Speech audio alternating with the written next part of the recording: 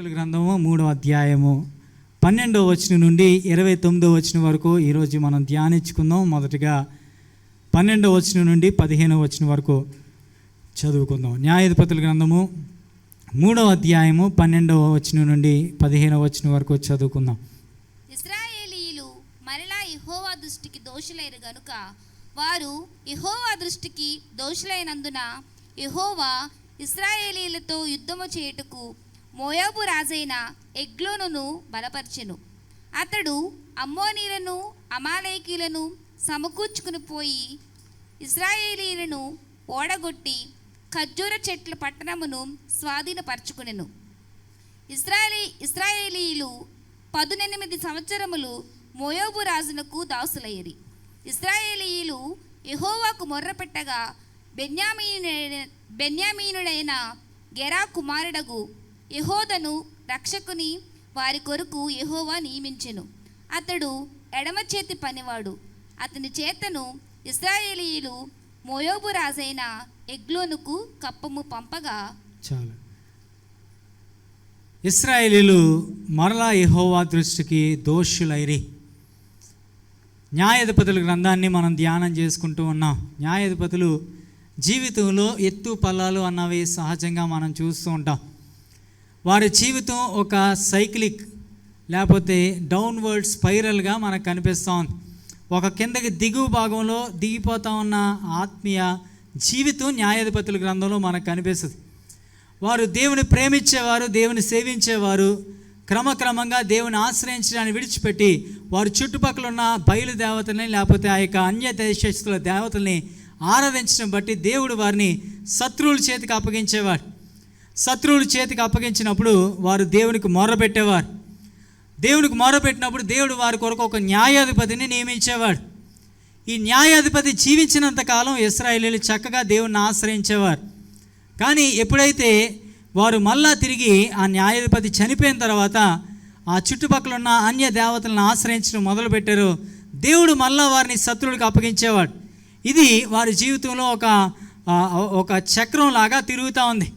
వారు దిగిపోతూ ఉన్న కిందకి దిగజారిపోతూ ఉన్న పరిస్థితుల్లో ఉండే పరిస్థితి న్యాయాధిపతుల గ్రంథంలో మనం చూస్తాం. ఒక తరం వారు పాపం చేసి దేవుని చేత శిక్ష పొందుకొని దేవుని చేత మరలా కృప పొందుకొని దేవుడు ఒక న్యాయాధిపతిని ఇవ్వగా వారు దేవుని తట్టు తిరుగుతారు.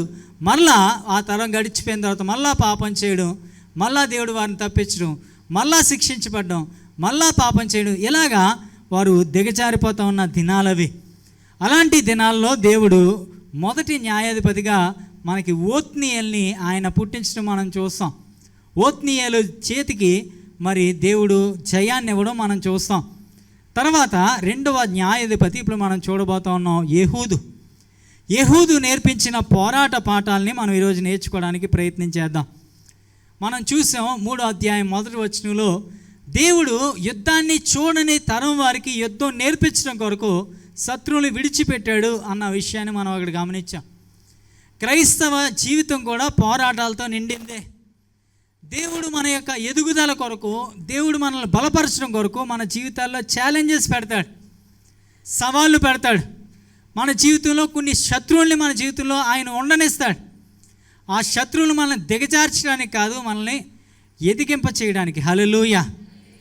మన జీవితంలో మనం ఎదుర్కొనే పోరాటాలు మనకి సవాలుగా మారినప్పుడు ఆ సవాళ్ళు మన జీవితానికి బలాన్ని ఇవ్వాలి, కానీ దిగజారిపోయే స్థితికి తీసుకొని రాకూడదు. ఇశ్రాయేలీయులు మరలా దేవుని దృష్టికి దోషులైరి. దేవుని దృష్టికి మరలా దోషులే. మన యొక్క ఉద్దేశము పర్ఫెక్షన్ కాదండి. మన యొక్క ఉద్దేశము పరిశుద్ధత. మనం ఎవరూ కూడా ఈ లోకంలో పర్ఫెక్ట్గా మారలేం, కానీ దేవుని పరిశుద్ధతలో మనం ఎదగలం. చాలా తేడా ఉంది పర్ఫెక్ట్గా ఉండడానికి, పరిశుద్ధంగా ఉండడానికి. పర్ఫెక్ట్గా ఉండడం అంటే ఏ తప్పులు లేకుండా జీవించడం. ఏ తప్పులు చేయకుండా ఎవరూ జీవించలేరు. దోషము చేయకుండా జీవించే మానవుడు ఎవరూ లేరు. కానీ దేవుని యొక్క పరిశుద్ధత పొందుకోవడానికి మనం సిద్ధపడతా ఉన్నామా?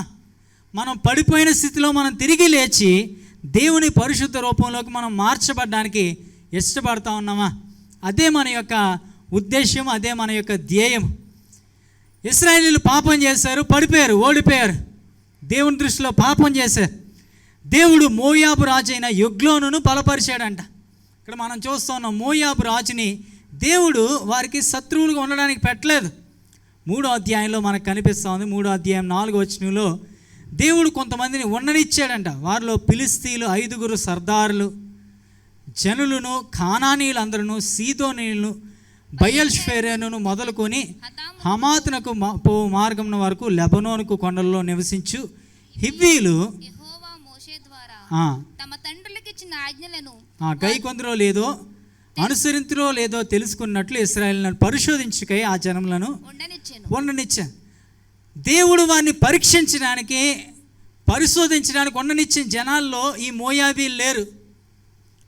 ఈ మోయాబీలు ఎవరంటే లోతు సంతానం. ఒక రకంగా డైరెక్ట్గా కానీ ఇండైరెక్ట్గా కానీ అబ్రహాము యొక్క వంశావళికి చాలా దగ్గరి సమీపస్తులు వీరు.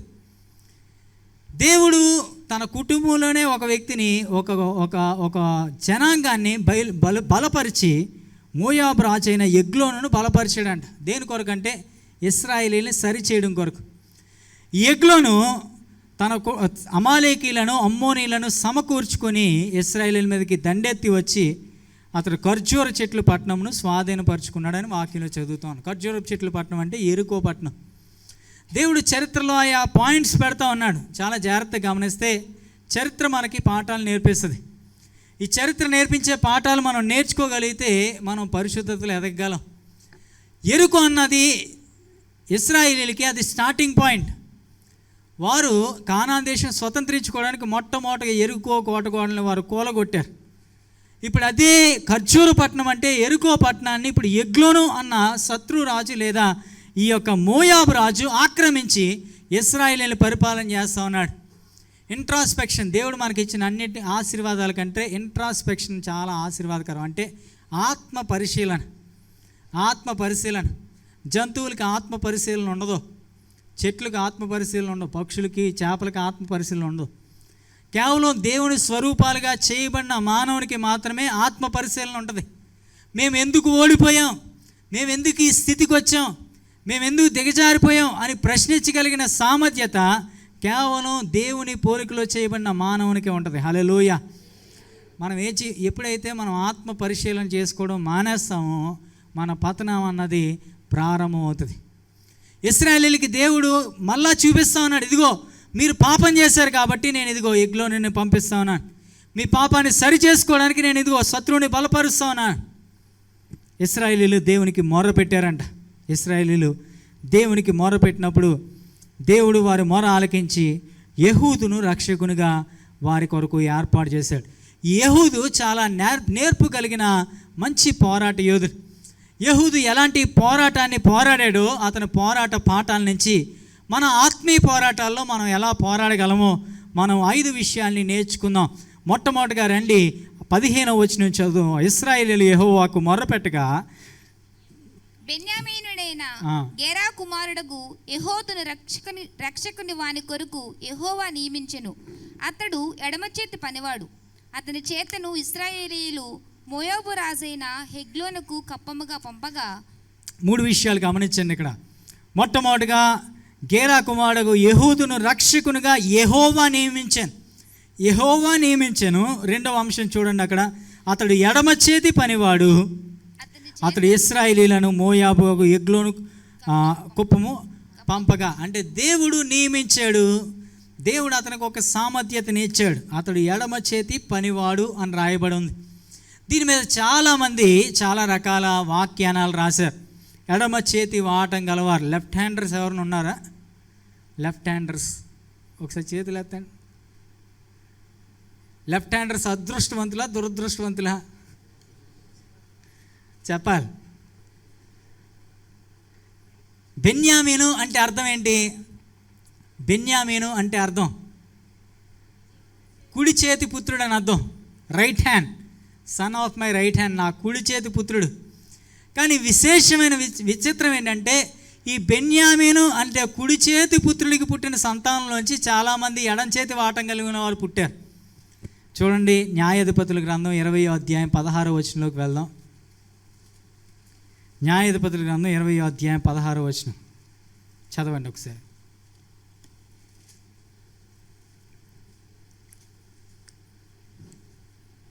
ఆ సమస్త జనములో నేర్చబడిన 700 మంది ఎడమ చేతి వాటము గలవారు. నేర్పరచబడిన 700 మంది ఎడమ చేతి వాటం గలవారు.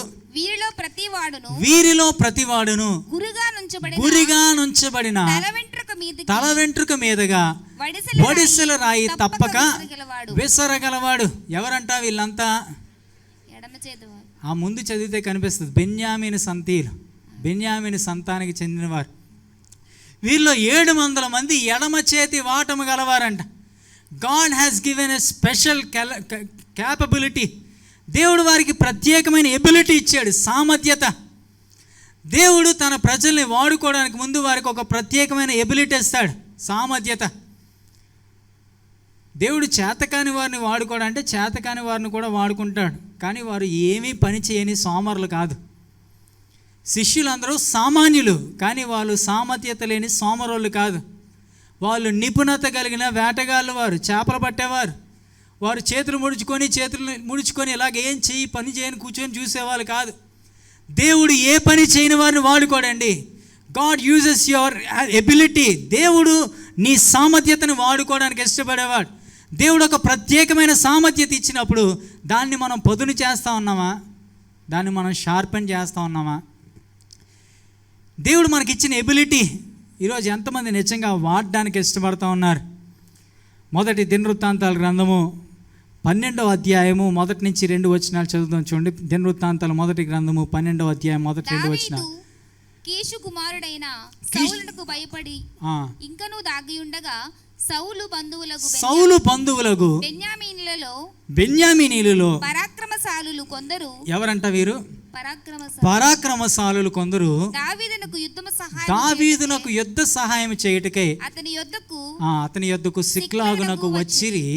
2వ వచనం చదవండి. వీరు విలుకాండ్రు, కుడి ఎడమ చేతులతో వడిసెల రాళ్ళు రువ్వుటకును వింటి చేత అంబులు విరుచుటకును సమర్థులై ఉన్నారు.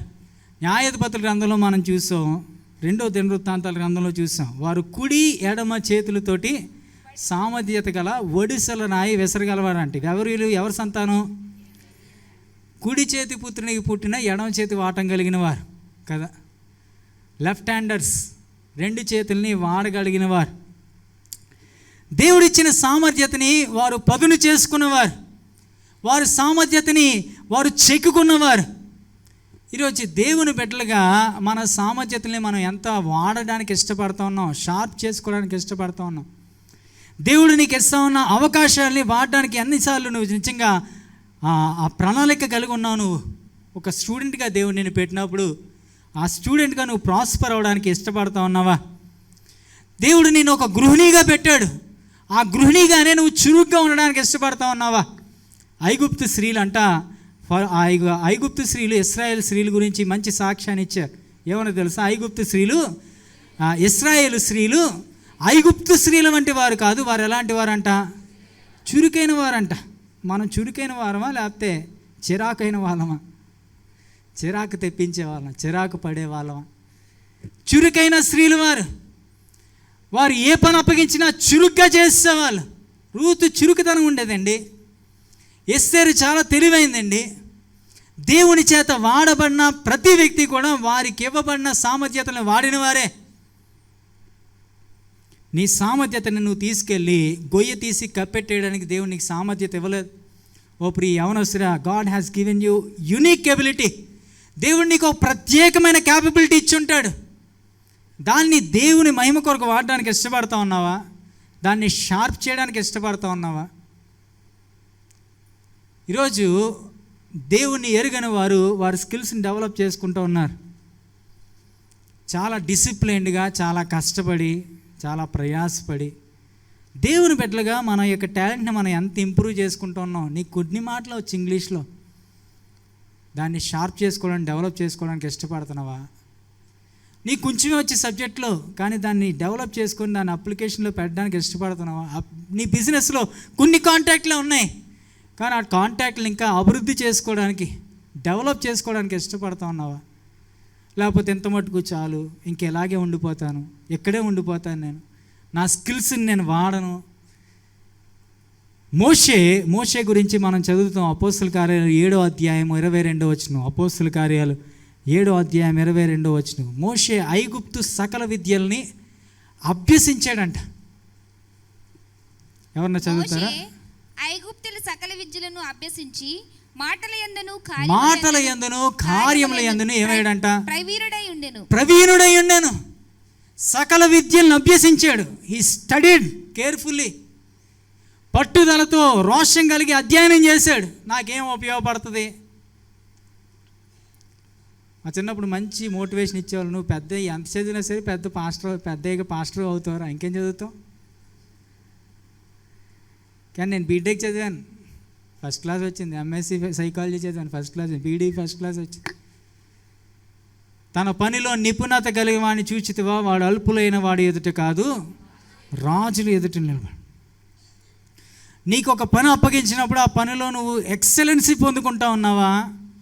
షడ్రకు, మేషకు, అబేద్నెగోలు, దానియేలు మొదటి గ్రంథం 19వ అధ్యాయం 20వ వచనంలో మనం చూస్తాం. మొదటి అధ్యాయం 19-20 వచనాల్లో దానియేలు రాజు ముందు నిల్చున్నప్పుడు అంట. అది ఒకసారి చదవండి ఎవరైనా. దానియేలు మొదటి గ్రంథం మొదటి అధ్యాయము 19-20 వచనాలు. రాజు వారితో మాట్లాడగా వారందరిలో దానియేలు, హనన్య, మిషాయేలు, అజర్యా వంటి వారెవరునూ కనబడలేదు కనుక వారే రాజ సముఖమున నిలిచిరి. ఎక్సెప్షనల్. 100 మంది యవనస్తులు ఉన్నారంట, కానీ వారందరిలో రాజుకు కనిపించినప్పుడు దానియేలు, హనన్య, మిషాయేలు, అజర్యా they exceptionally proved themselves well.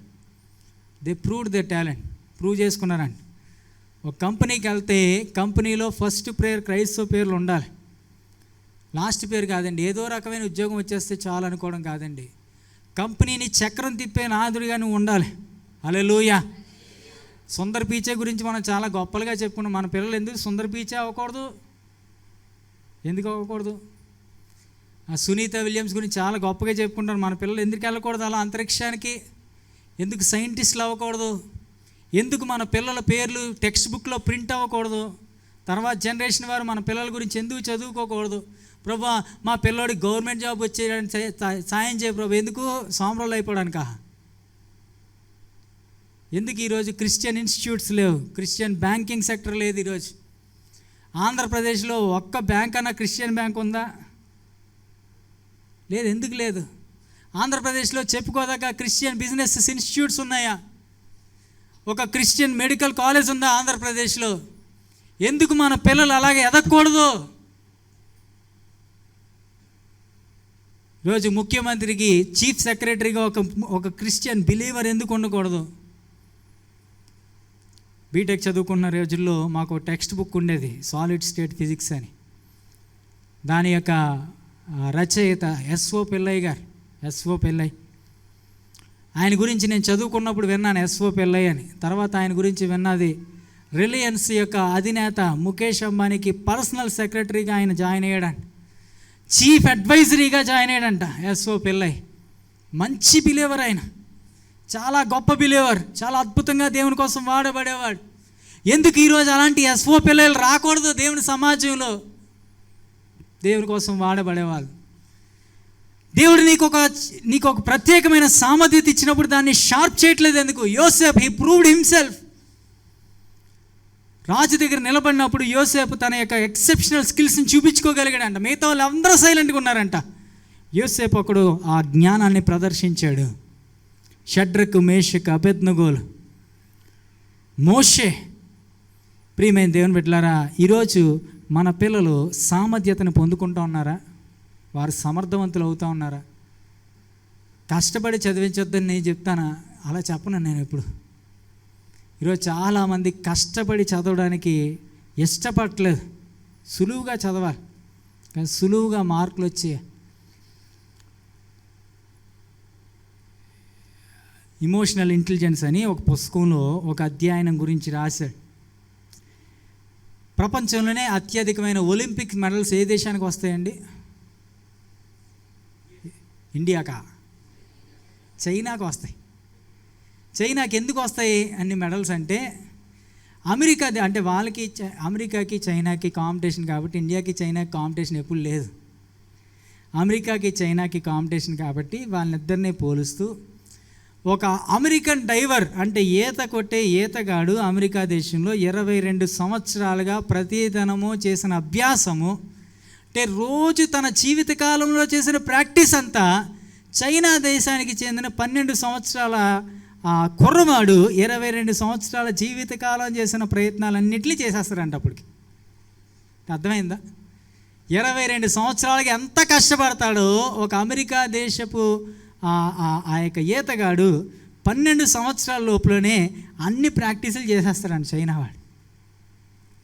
ఈరోజు మన పిల్లలు ఎంతమంది నిజంగా కూర్చొని ఒక 3 గంటలు శ్రద్ధగా చదువుకునే సామర్థ్యత ఉంది మన పిల్లలకి? టీవీ చూడకుండా, సెల్ ఫోన్ చూడకుండా, వీడియోలు చూడకుండా, గేమ్స్ ఆడకుండా మన పిల్లలకి సామర్థ్యత మీద ఆసక్తి చూపించాను. కొట్టి చదివించమని నేను చెప్పట్లేదు, కానీ కష్టపడడంలో ఉండే విలువలు నేర్పించాను. మమ్మల్ని నేను సంవాద అన్న ప్రాంతంలో ఇంటర్న్షిప్ చేయడానికి వెళ్ళాను. ఢిల్లీలో 3 నెలలు ఇంటర్న్షిప్ చేసినప్పుడు అక్కడ మాకు ఆక్స్ఫర్డ్ నుంచి క్లాసులు తీసుకునేవాళ్ళు, చాలా పెద్ద పెద్ద ప్రొఫెసర్లు వారు ఒకసారి మమ్మల్ని అడిగారు, మీరు ఎంతవరకు ఎన్ని పుస్తకాలు కవర్ టు కవర్ చదివారని అడిగారు. అంటే ఫస్ట్ పేజ్ నుంచి లాస్ట్ పేజ్ వరకు అడిగితే ఒక్కొక్కరు 3, 4, 2 అని చెప్తున్నాం. మేమంతా చెప్తుంటే మీకంటే తక్కువ వయసు వారు అండర్ గ్రాడ్యుయేట్ స్టూడెంట్స్, ఆక్స్ఫర్డ్ యూనివర్సిటీలో అండర్ గ్రాడ్యుయేట్ స్టూడెంట్స్ అంటే డిగ్రీ చదివే స్టూడెంట్స్ ఎన్ని బుక్స్ కవర్ టు కవర్ చదువుంటారో తెలుసా మీకు అని అడిగా. ఎన్ని బుక్స్ చదువుతారు? మహా చదివితే 40-50 బుక్స్ చదువుతారు అనుకుంటా. కనీసం యావరేజ్గా 1000 పుస్తకాలు చదువుతారంట వాళ్ళు. 1000 పుస్తకాలు. డిగ్రీ చదివే పిల్లలు అప్పటికి ఎన్ని పుస్తకాలు చదువుతారు? 1000 పుస్తకాలు యావరేజ్. అందుకే వాళ్ళు ఆక్స్ఫర్డ్లో ఉన్నారు, మనం ఆక్స్ఫర్డ్ పబ్లిక్ స్కూల్లో ఉన్నాం. ప్రియమైన దేవుని బిడ్డలారా, ఈరోజు మన పిల్లలు ఎందుకు అలా తర్బీదు చేయకూడదు? మరి ఆ న్యూస్ పేపర్ చదవచ్చు కదా, మ్యాగజైన్స్ చదవచ్చు కదా, ఆర్టికల్స్ చదవచ్చు కదా, జర్నల్స్ పబ్లిష్ చేయొచ్చు కదా. ఖాళీ కూర్చోరండి. దేవుని ప్రజలు ఖాళీ కూర్చోడానికి ఇష్టపడకూడదు. నీకు సామర్థ్యతని షార్ప్ చేసుకో. నీకు స్కిల్ ఇచ్చాడు, జర్నల్ పబ్లిష్ చేయి, ఒక ఇంటర్నేషనల్ ఆర్టికల్ రాయి. ఎందుకు ఖాళీ కూర్చోవడం? నేను ఇప్పుడు 3 డిగ్రీలు చదువుతున్నాను ప్రస్తుతం. ఏదో డిగ్రీలు సంపాదించేసుకోవాలని కాదండి. దేవుడు నాకు సమయం ఇచ్చాడు, అవకాశాన్ని ఇచ్చాడు. మినిస్ట్రీ ఏమీ ఆఫ్ చేయలేదు, ఎప్పుడు మినిస్ట్రీ ఆఫ్ చేయలేదు. 2022 సంవత్సరంలో ఒక డిగ్రీ అయింది. ఇప్పుడు నేను డీమిన్ చేస్తాను, డాక్టరేట్ ఆఫ్ మినిస్ట్రీ చేస్తాను. ఎందుకు అంటే మన సామర్థ్యతను మనం షార్ప్ చేసుకోవాలి. హల్లెలూయా. చేతులు ముడుచుకొని కూర్చొని నా వల్ల ఏం కాదు, నేనేం చేయను. దేవుడు నీకు ఎడమ చేతి వాటాన్ని ఇచ్చాడు. Yes, you are unique. దాన్ని నువ్వు సామర్థ్యతని షార్ప్ చేసుకోవాలి. అభ్యాసం యెహూది యొక్క సామర్థ్యత. దేవుడు ఆ యెహూదికి సామర్థ్యతని ఇచ్చినప్పుడు దాన్ని షార్ప్ చేసుకున్నాడండి. ఈ బెన్యామీనులోనంట ఎడమ చేతి వాటం కలిగిన వారంట ఒడిసెలతోటంట ఆ దూరంగా ఒక దగ్గర కానీ వెంటుకు పెట్టి ఆ వెంటుకుని ఒడిసెల రాయితో కొట్టమంటే కొడతారంట. మన వాళ్ళు ఎంతమంది కొట్టగలరు అలాగా? ఎన్ని ప్రాక్టీసులు కావాలి అలా కొట్టాలంటే? ఒక హెయిర్ని నిలబెట్టి దాన్ని ఒడిసెలతో కొట్టమంటే కొడతారంట. ఒలింపిక్స్లో కూడా కొట్టలేరు కదా అలాగా. అలాంటి వాళ్ళు 700 మంది ఉన్నారంట. What a potentiality. ఈరోజు క్రైస్తవులు ఎందుకు అలా ఉండకూడదు? ఎందుకు అలా ఉండకూడదు? మనం ఎవరి కోసం, వాళ్ళ కోసం, వీళ్ళ కోసం చెప్తా ఉన్నాం. ఎందుకు యెహూదు లాంటి సిద్ధపాటు మనకు ఉండకూడదు? యెహూదు సామర్థ్యవంతుడు. తన పనిలో నిపుణత గల వాడిని చూచి వాడు అల్పులైన వారి ఎదుటి కాదు, రాజుల ఎదుటి నిలిచి. మొట్టమొదట యెహూదు యొక్క సామర్థ్యత. God has given unique capability. రెండవది యెహూది యొక్క అస్త్రం చూద్దాం. చూడండి, యెహూది యొక్క అస్త్రం 16వ వచనం చదవండి ఎవరైనా. యెహూదు 3 పొడవు గల 2 అంచుల కత్తిని చేయించుకొని తన వస్త్రములో తన కుడి తొడ మీద దానిని కట్టుకొని ఆ కప్పము మోయాబు రాజైన ఎగ్లోనుకు తెచ్చెను. ఆ ఎగ్లోను బహుస్థూలకాయుడు. ఇక్కడ 2 ప్యారలల్స్ కనిపిస్తూ ఉన్నాయి. దేవుని చేత బలం పొందిన 2 వ్యక్తులు, ఒకరు ఎగ్లోను, మరొకరు యెహూదు. ఎగ్లోనంట చాలా స్థూలకాయం కలిగిన వాడంట మోయాబు రాజు. ఇశ్రాయేలీయులు జయం ఇవ్వడానికి ఒక దినాన్న దేవుడు ఈ యొక్క ఎగ్లూనును వాడుకున్నాడు, మోయాబును రాజు వాడుకున్నాడు. కానీ మోయాబు రాజు ఏం చేశాడో తెలుసా? యుద్ధాలు జయించేసిన తర్వాత జాగ్రత్తగా రిలాక్స్ అయిపోయి సుఖభోగాలకు అలవాటు పడిపోయి హ్యాపీగా రిలాక్స్ అయిపోతా ఒళ్ళు పెంచుకున్నాడు, స్థూలకాయుడు అయిపోయాడంట. మంచి పర్సనాలిటీ పెంచేశాడు. లావుగా ఉండడం తప్పు కాదు, కానీ లావుగా అయిపోవడం తప్పే కదా. కొంతమంది వారి యొక్క జెనెటికల్ ప్రభావాన్ని బట్టి లావుగా ఉంటారు, వాళ్ళతో సమస్య లేదు. వాళ్ళు పితరులు లావుగా ఉంటారు, వాళ్ళ పితరులు ఇంకా లావుగా ఉంటారు. కానీ కొంతమంది లావుగా అయిపోతూ ఉంటారు, దేనికి ఏ పని చేయరు, ఎక్కడికి కదలరు. వారు కేవలం లావును పెంచుకోవడం మీదే ఆసక్తి పెడుతూ ఉంటారు. ఇక్కడ అలాంటి వాడు ఎగ్లూను బహుస్థూలకాయుడంట, బహుస్థూలకాయుడు. అతని కాంట్రాస్ట్లో ఇంకో వ్యక్తి ఉన్నాడు. ఎవరంటే యెహూదు ఏం చేస్తున్నాడంట? 3 పొడుగు గల 2 అంచులు గల కత్తిని చేయించుకొని తన వస్త్రంలో తన కుడి తొడ మీద దాన్ని కట్టుకొని. చాలా important. He was preparing himself, తన అస్త్రాల్ని సిద్ధపరచుకుంటూ ఉన్నాడు. ఒక యుద్ధానికి బయలుదేరక ముందు నీ ఆయుధాన్ని సిద్ధపరచుకోవడం చాలా ప్రాముఖ్యం. నువ్వు లోకంలో అపవాదితో యుద్ధం చేస్తూ ఉన్నావు. మనం చదువుకున్నాం, క్రైస్తవునికి ఎప్పుడూ యుద్ధాలు ఉంటానే ఉంటాయి. అందుకే మనం పాడతాం కదా, జీవితాంతం పోరాడు అలసిపోకు ఏనాడు. జీవితాంతం ఉండే పోరాటాలు ఇవి. ఒక పోరాటం అయిపోయింది, ఇంకో పోరాటం వస్తుంది, ఇంకో పోరాటం అయిపోయింది, ఇంకో పోరాటం వస్తుంది. You have to prepare your ఆర్మరీ. నీ ఆయుధాల్ని నువ్వు సిద్ధపరచుకోవాలి. 127వ కీర్తన ఆఖరులు అంటాడు కదా, యవన కాలమందు పుట్టిన కుమారులు బలవంతుని చేతిలోని బాణములు వంటి వారు, వారితో తన అంబుల పొది నింపుకునేవాడు ధన్యుడు, అట్టివాడు సిగ్గుపడక గుమ్మములలో తమ విరోధులతో వాదించు. You have to prepare yourself. యుద్ధ రంగంలో నువ్వు ఎప్పుడూ ఆయుధాల మీద పెట్టుబడి పెడుతూనే ఉండాలి. నీ వెపన్స్ నువ్వు షార్ప్ చేసుకుంటూనే ఉండాలి. ఈ యొక్క ఎఫూద్ అంట, ప్రతి దేవుడు తనకి బలం ఇచ్చాడు, దేవుడు తనకి సామర్థ్యత ఇచ్చాడు, ఆలోచన ఇచ్చాడు. ఒక దినాన నేను ఎగ్లోని చంపబోతా ఉన్నాను, నేను శత్రువుని సంహరించబోతా ఉన్నాను. ఆ రోజు ఎప్పుడు వస్తుందో నాకు తెలియదు, కానీ I will prepare my self. ఆ చాకు ఎంత పొడవు ఉండాలో చూసుకున్నాడు. ఎంత పొడవు అంట? ఎంత పొడవు? 3 పొడవు అంటే అంత 18 అంగుళాలు. 18 అంగుళాలు అంటే అంత 45 సెంటీమీటర్. సరిగ్గా ఎంత ఉంటుంది కదా. అది పొడవైన కత్తి కాదు, చాలా పొడుగ్గా ఎంత దూరం, పెద్ద పెద్ద యుద్ధాలు చేసే కత్తి కాదు, చిన్న చాక్లెట్ స్విస్ నైఫ్ కాదు, ఎంత బ్లేడ్ మొక్క కాదు, కోడి కత్తి కాదు. అది ఎంత కత్తి? 3 కత్తి. He was very calculated. యుద్ధం చేయడానికి వెళ్ళట్లేదు అతను, రాజుని పొడవాలి. నా ఎయిమ్, నా ఇమీడియట్ టార్గెట్ రాజు ఎగ్లూను, అతన్ని పొడవాలి నేను. ఆ పొడవడానికి ఎంత కత్తి కావాలి? చేయించుకున్నాడంట. కత్తిని చేయించుకొని దాన్ని ఎక్కడ పెట్టాడు? తన వస్త్రములో కుడి తొడ మీద దానిని కట్టుకొను. ఎక్కడ పడితే అక్కడ చూపించుకుంటూ తిరగట్లేదండి. సాధారణంగా రాజు దగ్గరికి వెళ్తా ఉన్నప్పుడు బట్టలు ఏం చేస్తారు? చెక్ చేస్తారు, ఆయుధాలు ఎక్కడ పెట్టుకున్నాడు. రాజుల ఫోటోల్లో ఎప్పుడైనా ఎక్కడ ఉంటాయి ఆయుధాలు? ఎక్కడ ఉంటాయి? పక్కన ఉంటాయి, లెఫ్ట్ సైడ్ ఉంటాయి. కత్తి ఎప్పుడు కూడా రాజుకి, మన డ్రామాల్లో కానీ ఎక్కడైనా సరే రాజుకి ఎక్కడ పెడతామండి? ఎందుకు? రాజు అన్నవాడు ఖచ్చితంగా కత్తి తీయాలంటే తక్కువ పోలీసు వాళ్ళు గన్ ఎక్కడ ఉంటుంది చూసారా? పక్కన ఉంటుంది. ఒకవేళ చెక్ చేస్తే పక్కన ఉంటుంది. He was very calculated. నన్ను చెక్ చేస్తే దొరకకూడని ప్లేస్లో పెట్టాలి. తొడ దగ్గర ఎవరో చెక్ చేయరు, నడుం దగ్గర ఎక్కడో పెడితే తీయడం కష్టం, కాలు కింద పెడితే తీయడం కష్టం. అందుబాటులో ఉండాలి. నేను ఏ పొజిషన్లో ఉంటే నాకు కత్తి ఈజీగా యాక్సెస్ అవుతుంది. He was preparing himself mentally. చాలా రిహార్స్ చేసి ఉంటాడు బహుశా. ఎందుకు ప్రతి డీటెయిల్ అంత స్పెసిఫిక్గా రాశారంటే అతడు సిద్ధపాటు, తన ఆయుధాలను ఎలా సిద్ధపరచుకున్నాడు, ఆయుధాన్ని ఎంత రహస్యంగా సిద్ధపరచుకున్నాడు. ఎవరికి చెప్పాల్సిన పని లేదు. నేను ఇదిగో రాజుని చంపబోతున్నాను, ఎవరికి చెప్పాల్సిన పని లేదు. He was secretly preparing himself. నువ్వు శత్రువుతో యుద్ధం చేస్తూ ఉన్నప్పుడు నీకు రహస్య ఆయుధాలు ఉన్నాయా? అపవాదిని ఎదుర్కోవడానికి వెళ్తా ఉన్నప్పుడు రహస్య ఆయుధాలు నీకు ఉన్నాయా? మన రహస్య సిద్ధపాటు అన్నది దేవుని బిడ్డలకి చాలా ఇంపార్టెంట్ అండి. నువ్వు అపవాదిని ఎదుర్కొంటా ఉన్నప్పుడు నీ యొక్క రహస్య జీవితంలో వాక్యం అనే ఖడ్గంతో నువ్వు సిద్ధపడతా ఉన్నావా? హెబ్రీయులకు రాసిన పత్రిక 4వ అధ్యాయం 12వ వచనంలోకి వెళ్దాం చూడండి. హెబ్రీయులకు రాసిన పత్రిక 4వ అధ్యాయం 12వ వచనం.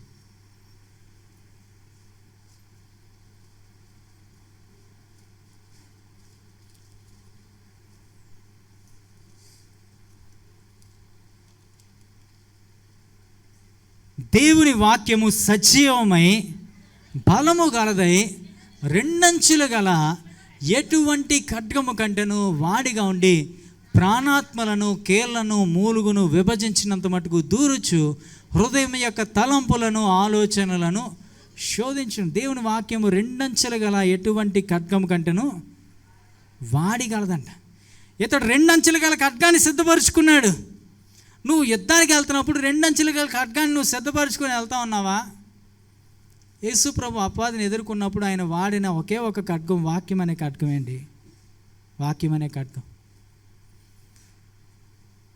అందుకే ఎఫెసీయులకు రాసిన పత్రిక 6వ అధ్యాయంలో చాలా ఆ యొక్క శిరస్నానం గురించి, ఆ యొక్క నడికట్టు గురించి, పాద సిద్ధ మనసు అనే జోడు గురించి అన్నీ చెప్తాడు. కానీ ఒకే ఒక అఫెన్స్ ఆ యొక్క వెపన్ ఇస్తాడు. అదేంటంటే వాక్యం అనే ఖడ్గం.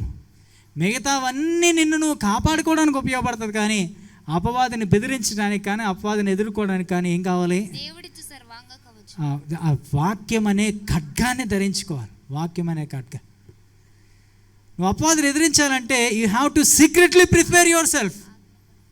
వాక్యంతో నీ హృదయాన్ని సిద్ధపరచుకోవాలి. యేసు ప్రభు 40 రోజులు ఉపవాసం ఉన్న తర్వాత అపవాది వచ్చి ఆయన మీద దాడి చేస్తూ ఉంటే యూస్డ్ రెండంచెలు గల ఖడ్గాన్ని వాడాడు ఆయన, వాక్యం అనే ఖడ్గాన్ని.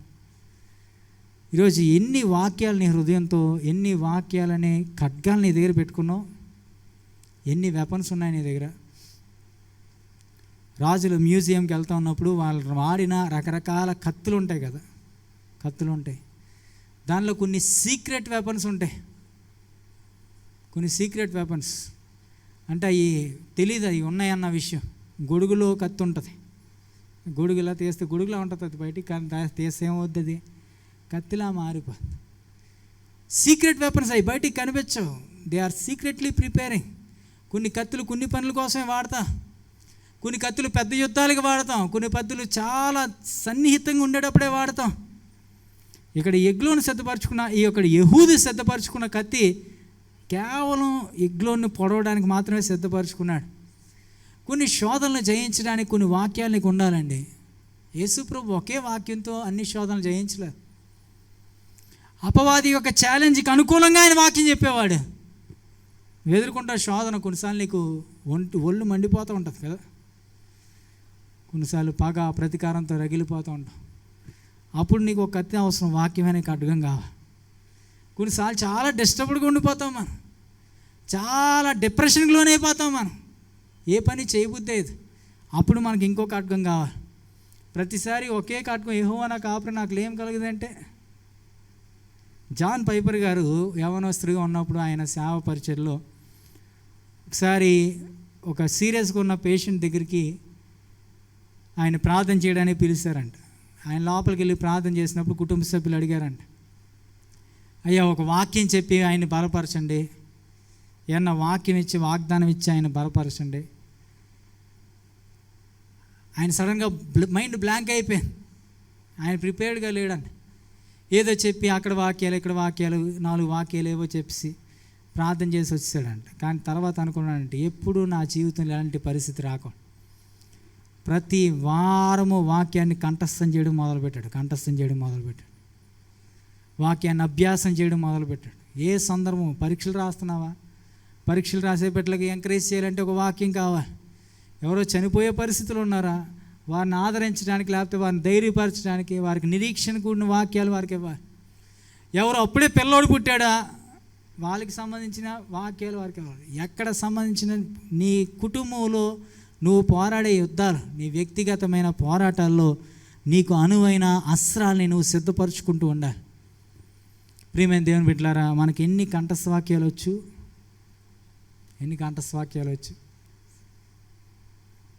ఎన్ని కంఠస్థ వాక్యాలను మనం నిజంగా అస్త్రాలుగా మార్చుకుంటా ఉన్నాం. వాక్యం అనే ఖడ్గాన్ని వాడడం తెలుసా నీకు? ఆ సీక్రెట్ వార్స్ నువ్వు ఎదుర్కోవడానికి సిద్ధపడతా ఉన్నావా? అతడు దాన్ని సిద్ధం చేసుకున్నాడంట. ప్రతి పోరాటంలో ఆయుధాలు చాలా అవసరమండి. ఆయుధాలు చాలా అవసరం. ఆయుధాలు లేని యుద్ధానికి నువ్వు వెళ్తే నువ్వు చాలా అవమానానికి గురవుతావు. యెహూదు కత్తిని సిద్ధపరచుకొని దాన్ని దాచుకున్నాడు. మొట్టమొదట చూసాం యెహూదు యొక్క సామర్థ్యత చూసాం, యెహూదు యొక్క అస్త్రాన్ని చూసాం. ఇప్పుడు రండి యెహూదు యొక్క వ్యూహాన్ని చూద్దాం. యెహూదు యొక్క వ్యూహం 18వ వచనం నుండి 21వ వచనం వరకు చదువుదాం. యెహూదు ఆ కప్పము తెచ్చి ఇచ్చిన తరువాత కప్పము మోసిన జనులను వెలనంపి గిల్గాలు దగ్గరనున్న పెసిలినిమునుండి నద్దకు తిరిగి వచ్చి, రాజా, రహస్యమైన మాట ఒకటి నేను నీతో చెప్పవలననగా అతడు తన యొద్ద నిలిచిన వారందరూ వెలుపలికి పోవు వరకు ఊరుకొమ్మని చెప్పాను. యెహూదు అతని దగ్గరకు వచ్చినప్పుడు అతడు ఒక్కడే చల్లని మేడగదిలో కూర్చుండి ఉండెను. యెహూదు, నీతో నేను చెప్పవలసిన దేవుని మాట ఒకటి ఉన్నదని చెప్పగా అతడు తన పీఠము మీద నుండి లేచెను. అప్పుడు యెహూదు తన ఎడమ చేతిని చాపి తన కుడి తొడ మీద నుండి ఆ కత్తి తీసి కడుపు మీద అతన్ని పొడిచెను. ఒక్కసారి ఆగుదాం. ఈ స్ట్రాటజీ, వ్యూహం, ప్రతి యుద్ధ సామర్థ్యత కలిగిన వ్యక్తికి కూడా ఒక వ్యూహం ఉండాలి. స్ట్రాటజీ లేకపోతే మనం చాలా తేలిగ్గా fail అయిపోతామండి. Plan A, plan B, plan C అంటాం కదా. ఒకవేళ ఒక ప్లాన్ పని చేయకపోతే ఇంకో ప్లాన్లోకి వెళ్ళాలి, ఇంకో ప్లాన్ పని చేయకపోతే ఇంకో ప్లాన్లోకి వెళ్ళాలి. You have to have a strategy. యుద్ధంలో స్ట్రాటజీ లేకపోతే మనం ఓడిపోదాం. యెహూదు అనుకున్నాడు, అందరు జనం ఉన్నారు, వీరు ప్రతి సంవత్సరం కూడా కుప్పం తీసుకొని వెళ్తారంట. అంటే వారు గిఫ్ట్స్ తీసుకొని వెళ్తారు. ఇశ్రాయేలీలు మోయాబు దేశానికి వారు బానిసలు ఉన్నారు కాబట్టి ఈ బానిసలందరూ రాజుగారికి ప్రతి సంవత్సరం కూడా బహుమానాలు తీసుకొని వెళ్ళాలి. బహుశా బంగారం తీసుకొని వెళ్తూ ఉన్నారు, లేదా వస్త్రాలు తీసుకొని వెళ్తూ ఉన్నారు, తినుబండారాలు తీసుకొని వెళ్తూ ఉన్నారు, ఏం తీసుకొని వెళ్తూ ఉన్నారు తెలియదు. కానీ చాలామంది వచ్చారు. తీసుకొని వచ్చి ఆ ఎగ్లోనికి రాజుగారికి ఇచ్చేశారు. ఇచ్చేసిన తర్వాత యెహూదు వారితో కలిసి ఏమి ఎరగనట్టుగా వెనక్కి వెళ్ళిపోతూ ఉన్నాడు. వెళ్ళిపోయి వాళ్ళని అక్కడ దిగబెట్టేసి ఒక రకంగా అక్కడి నుంచి మళ్ళీ వెనక్కి వచ్చాడంట. చూడండి అక్కడ 18వ వచనం, యెహూదు ఆ కప్పమును తెచ్చి ఇచ్చిన తరువాత కప్పము మోసిన జనులను వెళ్ళనంపి గిల్గాలు దగ్గరనున్న పెసీము నొద్ద నుండి తిరిగి వచ్చాను. ఒక పాయింట్ వచ్చేటప్పటికి హీ వాజ్ వెరీ సైలెంట్. మిగతా వాళ్ళందరినీ పంపించేసి ఎవ్వరికి ఏమీ చెప్పకుండా అక్కడికి వెళ్ళాడు. నీ స్ట్రాటజీలు ఎవరికి చెప్పుకోవాల్సిన పని లేదు, నీ జయాలు ఎవరితో పంచుకోవాల్సిన పని లేదు. నువ్వేం చేయబోతా ఉన్నావు, నువ్వు ఎలా ఉండబోతా ఉన్నావు ఎవ్వరికి చెప్పాల్సిన పని లేదు. యెహూదు he kept it very secret. తన ప్రజలతో కూడా చెప్పలేదు. ఎందుకు వీళ్ళు ఎవరో ఒకరు వెళ్ళి ఎగ్లోనికి సమాచారం చెప్పేయచ్చు. ఏమీ ఎరగని వాళ్ళగా సైలెంట్గా వచ్చాడు. సైలెంట్గా వచ్చి ఏం చేశాడంట, రాజుగారి దగ్గరికి వచ్చి అంటా ఉన్నాడు, రహస్యమైన మాట ఒకటి నేను నీతో. రాజుగారి యొక్క నమ్మకత్వాన్ని పొందుకున్నాడు. అంటే స్ట్రాటజీ చూడండి, ఆ యొక్క వ్యూహం అన్నది చూడండి ఎంత ప్రత్యేకంగా ఉందో. ఏం చేయబోతా ఉన్నాడో తనకు ఒక క్లారిటీ ఉంది ఖచ్చితంగా.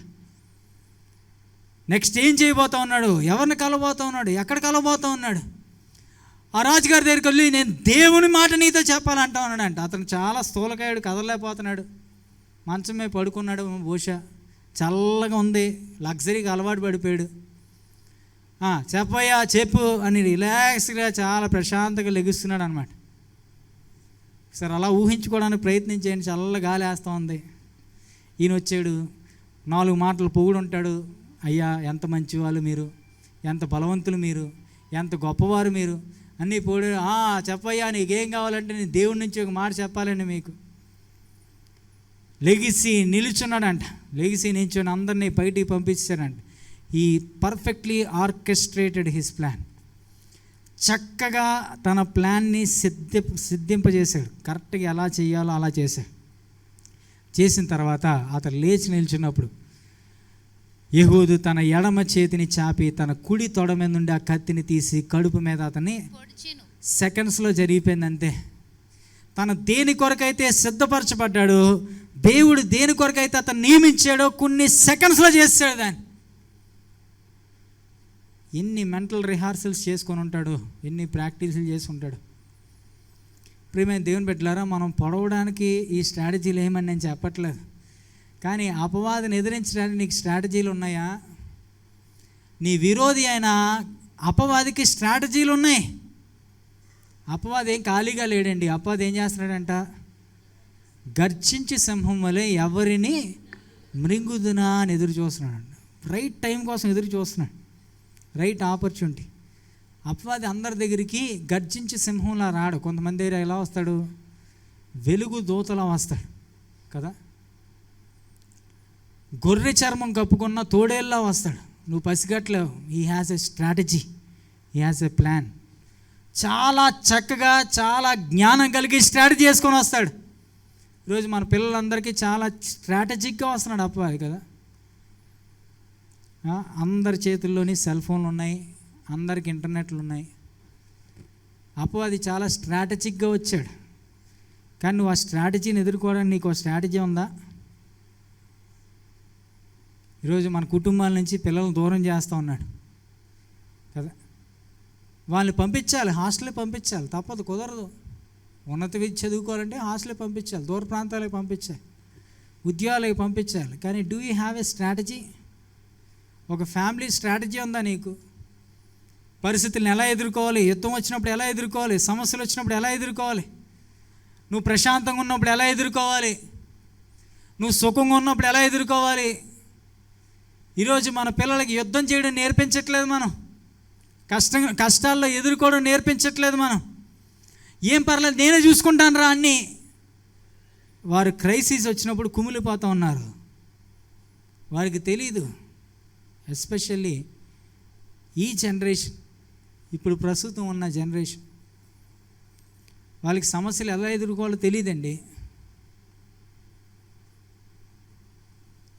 ఎలా ఎదుర్కోవాలో తెలియని పరిస్థితుల్లో వాళ్ళు కష్టమైన పరిస్థితులు వచ్చినాయి. కోవిడ్ వచ్చింది, ఏం చేయాలో తెలియదు, ఎక్కడికి వెళ్ళాలో తెలియదు, ఎవరిని ఆశ్రయించాలో తెలియదు. 1994 సంవత్సరం నుంచి 2004 సంవత్సరం వరకు పుట్టిన జనరేషన్ ఒకటి ఉంది, జనరేషన్ జీ అంటారు. వాళ్ళు మోస్ట్ దురదృష్టవంతులైన జనరేషన్ అంట. ఎవరైనా ఉన్నారా? వాళ్ళ తర్వాత జనరేషన్కి చాలా ఉద్యోగాలు వచ్చేస్తూ ఉంటాయంట, కానీ వీళ్ళు మాత్రం అలా చేతులు కట్టుకొని చూస్తూ ఉంటారంట. ఎందుకు?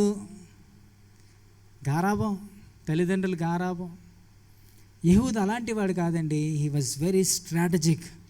కుటుంబానికి ఒక స్ట్రాటజీ ప్రిపేర్ చేశాడు. ఏం చేయాలి బాబు? ఉద్యోగం రాలేదు, ఏం చేయాలి బాబు? పెళ్ళి అవ్వట్లేదు, ఏం చేయాలి? Was very strategic.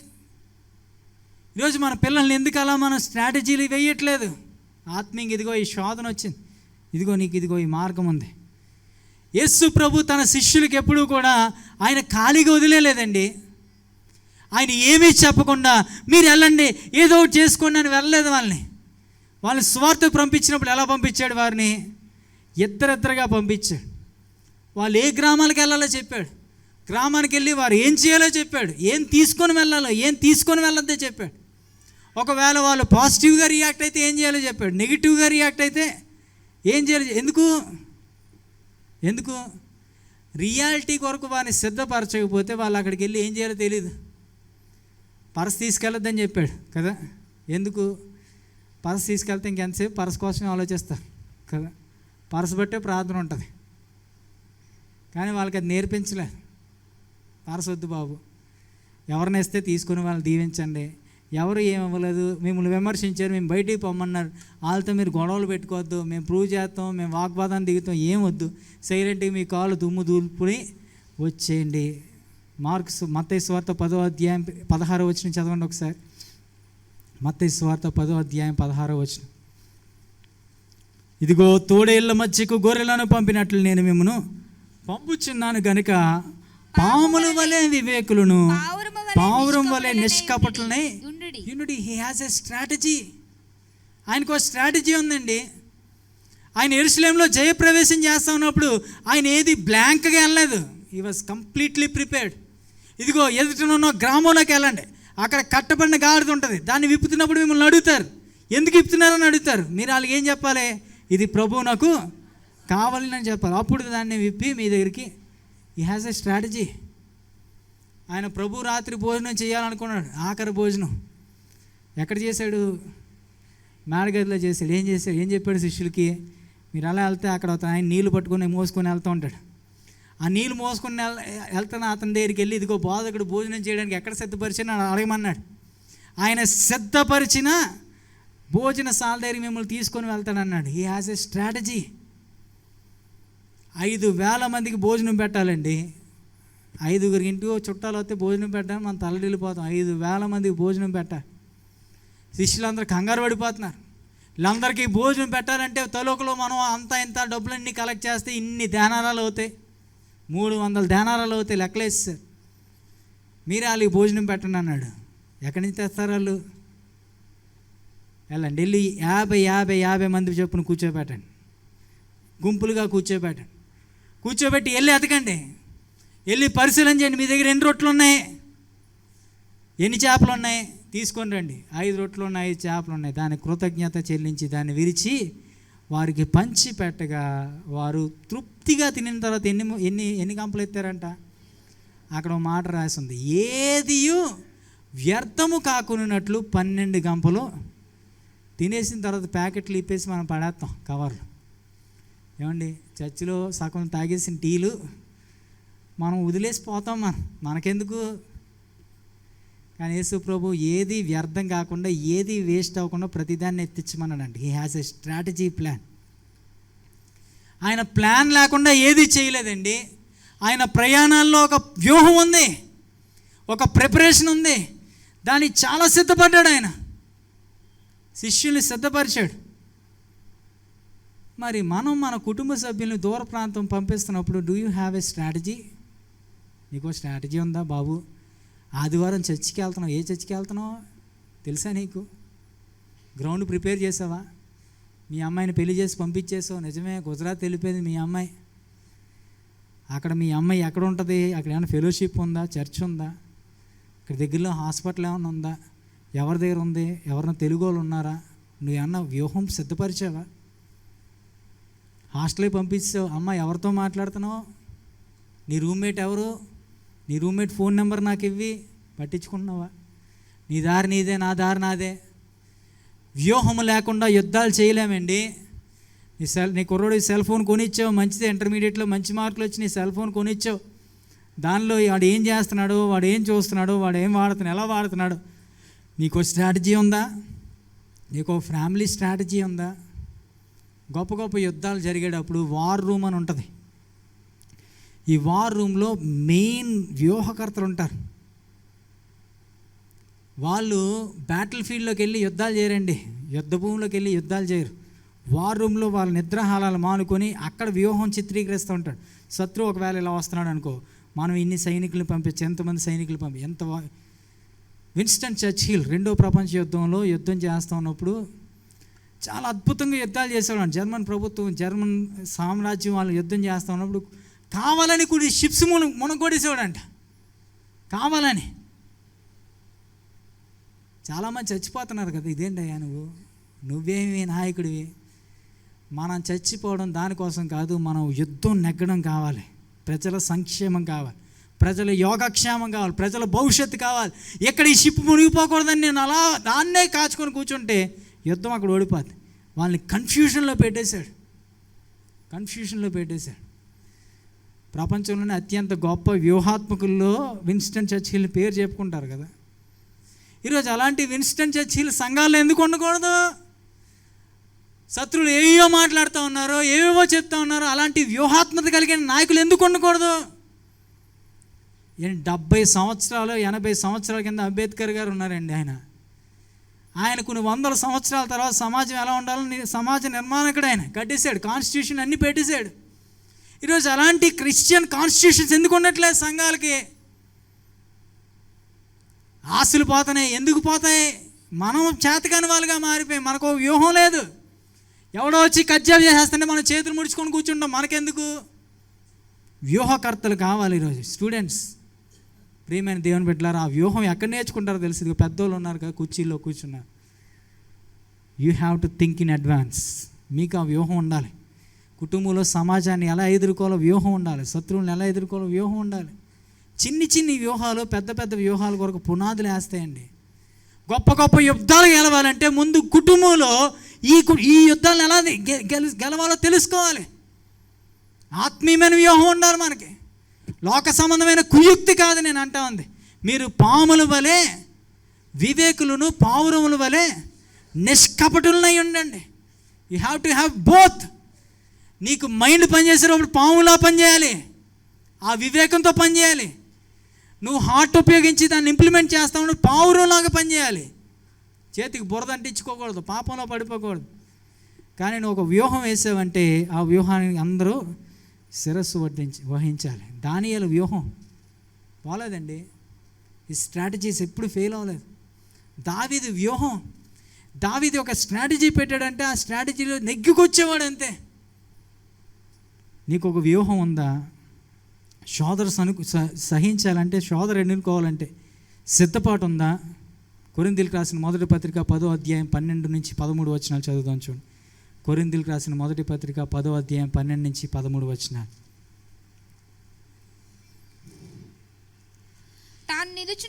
తాను నిలుచుచున్నానని తలుచుకొని వాడు పడకుండానట్లు జాగ్రత్తగా చూచుకొనవలెను. సాధారణంగా మనుషులకు కలుగు శోధన తప్ప మరి ఏది మీకు సంభవింపలేదు.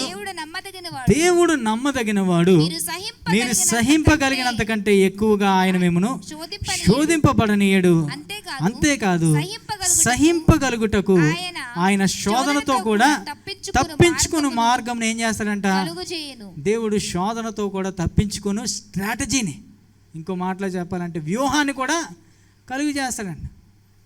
నీకు గొప్ప శోధన ఉంది, ఆ శోధనకు అవుట్లెట్ కూడా ఉంటుంది, ఆ వ్యూహం ఉంటుంది. దేవుడే ఇస్తాడు నీకు ఆ వ్యూహం ఇస్తాడు. ఈ యొక్క వ్యక్తి యెహూదు, హీ వాజ్ వెరీ క్యాలిక్యులేటెడ్. రాజు ఎప్పుడు ఆ స్థలంలో ఉంటాడు, రాజు ఎప్పుడు ఒంటరిగా ఉంటాడు, రాజుని ఎప్పుడు కలుసుకోవచ్చు, రాజు దగ్గరికి వెళ్ళి ఏం మాట్లాడాలి వెళ్ళాడు. నేను నీతో రహస్యంగా మాట్లాడాలన్నాడు. రాజు నిల్చున్నాడంట, ఆ కుడి తొడ మీద నుండి కత్తి తీసాడు, అని చేత్తో పొడిచాడు. 22వ వచనంలోకి వెళ్దాం చూడండి.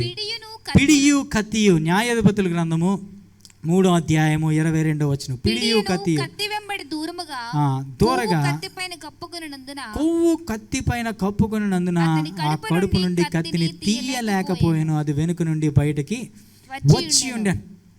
అప్పుడు యెహూదు పాలిలోనికి బయలు వెళ్ళి తన వెనుకకు ఆ మేడగది తలుపు వేసి గడియ పెట్టిన. అతడు బయలు వెళ్ళిన తర్వాత ఆ రాజు దాసులు లోపలికి వచ్చి చూడగా ఆ మేడగది తలుపులు గడియలు వేసి ఉండను గనుక వారు అతని చల్లని గదిలో సంకుని నివృత్తికి పోయి ఉన్నాడు అనుకొని తాము సిగ్గు వెంతలో పడు వరకు కనిపెట్టినను అతడు గది తలుపులను తీయకపోగా వారు తాళపు చెవి తెచ్చి తలుపులను తీసి చూసినప్పుడు వారి యజమానుడు చనిపోయి నేలను పడి ఉండెను. వారు తడువు చేయుచుండగా యెహూదు తప్పించుకొని పిసీలేము దాటి సెయ్యూరాకు పారిపోయాను. మొట్టమొదటి చూసాం యెహూదు యొక్క ఆ యొక్క సామర్థ్యతను చూసాం, యెహూదు యొక్క అస్త్రాన్ని చూసాం, యెహూదు యొక్క వ్యూహాన్ని చూసాం.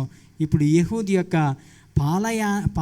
పాలయానమును చూద్దాం. పాలయానం అంటే పారిపోవడం, తప్పించుకోవడం. యెహూదు సమయానికి పారిపోవడం నేర్చుకున్నాడండి.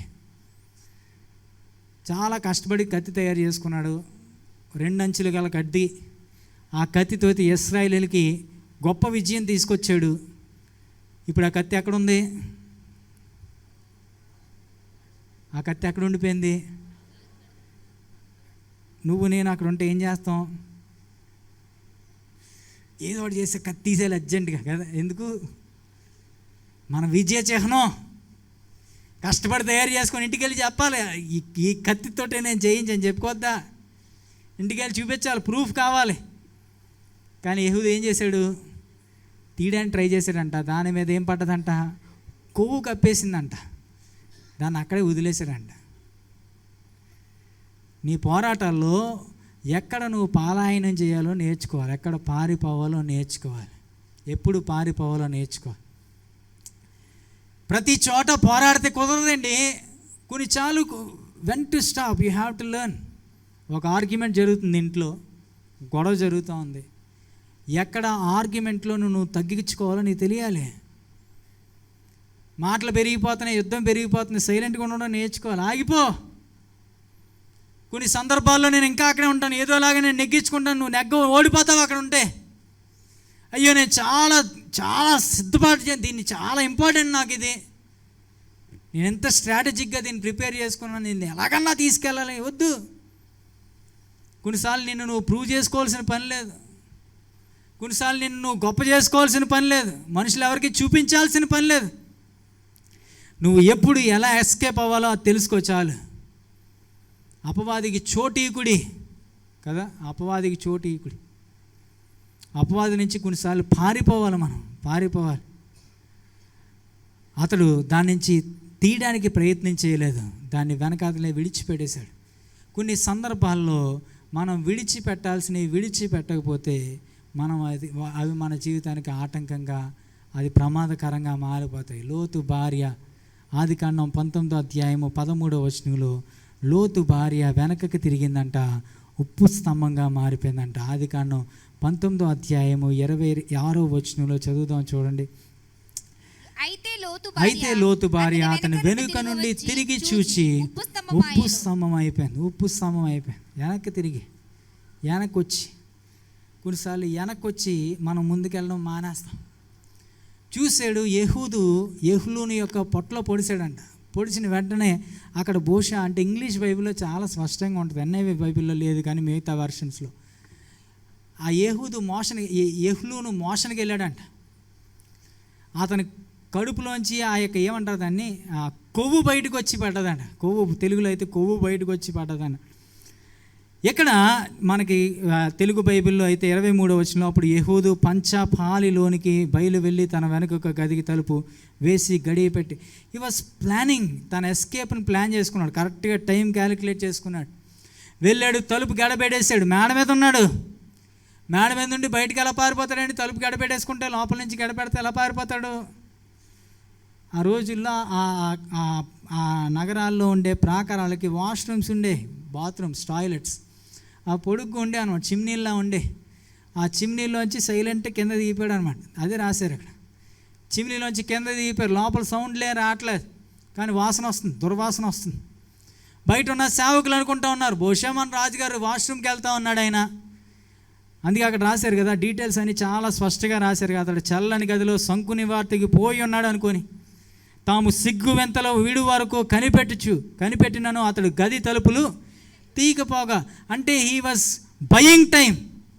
తన ఎస్కేప్కి సమయాన్ని కొనుక్కుంటున్నాడు, సమయాన్ని కేటాయించుకున్నాడు.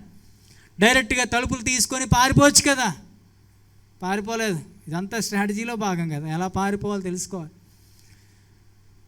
ఇతను పారిపోయాడన్న విషయం బయట వాళ్ళకి కూడా తెలియలేదు.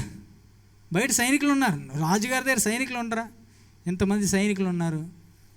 దానిలో చాలా విచిత్రమైన విషయాలు రాశారండి. ఒకవేళ అతను కత్తి కానీ తీసి ఉంటే, ఆ కత్తిని మళ్ళా అతని తొడలో పెట్టుకొని ఉంటే ఒళ్ళంతా ఏమైపోద్ది? రక్తశక్తం అయిపోద్ది, జనానికి ఈజీగా దొరికిపోతాడు. అందుకు తను పారిపోవడానికి ఎలాంటి సిద్ధపాటు కావాలో అతను చాలా చక్కగా సిద్ధపడ్డాడు.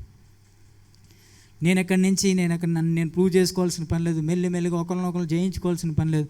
నేను మొట్టమొదటి ఇశ్రాయేలీయుల దగ్గరికి వెళ్ళిపోవాలి. తిమోతికి చూడండి, అపోస్తలుడైన పౌలు అంటాడు కదా, ఫిలిప్పీలకు రాసిన పత్రిక 3వ అధ్యాయం 13వ వచనంలో, ఫిలిప్పీలకు రాసిన పత్రిక 3వ అధ్యాయము 13వ వచనం.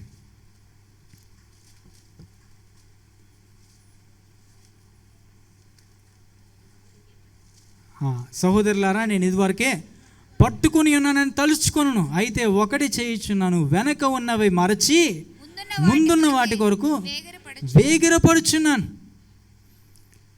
నా ముందున్న బహుమానం కొరకు నేను పరిగెడతా ఉన్నాను, వెనకున్న వాటిని విడిచిపెట్టేస్తాను. కొన్ని విడిచిపెట్టాను, కొన్ని ఆర్గ్యుమెంట్లు వదిలేను, కొన్ని గొడవలు వదిలేను, కొన్ని పాత కక్షలు వదిలేను. ఎవరో నీకేదో కీడు చేశారు, వదిలే. ఎవరో నీకు రావాల్సిన ఘనత నీకు ఇవ్వలేదు, వదిలే. వాళ్ళని నువ్వు పూజ చేసుకోవాల్సిన పని లేదు, వాళ్ళకి నువ్వు ఏదో చూపించుకోవాల్సిన పని లేదు. వెనకున్న వాటిని మరిచి ముందున్న వాటికి. యెహూదికి తెలుసండి, అసలు యుద్ధం ముందుంది. రాజుని చంపేస్తే యుద్ధం అయిపోలేదు, అసలు యుద్ధం ముందుంది. పరాక్రమవంతులు ఉన్నారు, వాళ్ళతో పోరాడాలి నేను. ఇక్కడి నుంచి ఎంత వేగంగా పారిపోవాలో అంత వేగంగా యోసేపు పారిపోయాడండి. తన వస్త్రాన్ని విడిచిపెట్టి పారిపోయాడు. అయ్యో నా బట్టలు, దాన్ని ఎలా అన్నా వాడచ్చు, వదిలేసి విడిచిపెట్టి వెళ్ళిపోయాడు. హెబ్రీయులకు రాసిన పత్రిక 12వ అధ్యాయం 2వ వచనంలో ఉంది కదా. మనము కూడా హెబ్రీయులకు రాసిన పత్రిక 12వ అధ్యాయం 2వ వచనం, మనము కూడా ప్రతి భారమును సులువుగా చిక్కులు పెట్టు పాపమును విడిచిపెట్టి విశ్వాసమునకు కర్తయు దానిని కొనసాగించువాడునైన యేసు వైపు చూచుచు మన ఎదుట ఉంచబడిన పందెంలో ఓపికతో మనము కూడా ప్రతి భారము సులువుగా చిక్కులు పెట్టు పాపాన్ని ఏం చేయాలంట, విడిచిపెట్టి మనం మంది ఉంచబడిన పందెంలో ఓపికతో ఏం చేయాలి? We have to know the war. యుద్ధం ఎలా చేయాలో తెలియాలి. మనుషులతో నువ్వు పోరాడితే నువ్వు గెలవలే అపవాదిని. నువ్వు మనుషులతో పోరాడినంతకాలం అపవాది యొక్క పోరాటాల్లో ఓడిపోతూనే ఉంటావు. దాన్ని విడిచిపెట్టి యెహూదు పారిపోయాడంట. చూడండి, ఇప్పుడు యెహూదు యొక్క ఆఖరి అంశం, యెహూదు యొక్క పోరాటం మనం చూస్తూ ఉన్నాం. 27వ వచనం నుండి చదువుతూ ఉన్నాను చూడండి.